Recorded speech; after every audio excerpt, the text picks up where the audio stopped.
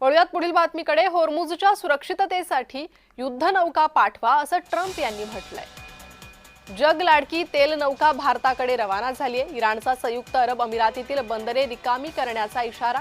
रविवारी संध्याकाळी इस्रायलने दक्षिण इराणवर पुन्हा तुफान हल्ले सुरू केले असून इराणनेही इस्रायलवर नवे हल्ले केले। या हल्ल्यात इराणने खोरमशहर, खेबार शकान, कदर आणि एमाद अशी क्षेपणास्त्र वापरली आहे। तसेच सेजिल या घन इंधनावर चालणाऱ्या सामरिक क्षेपणास्त्राचा प्रथमच वापर केला। इराणने संयुक्त अरब अमिरातीतील 3 प्रमुख बंदरं रिकामी करण्याचा इशारा दिला आहे।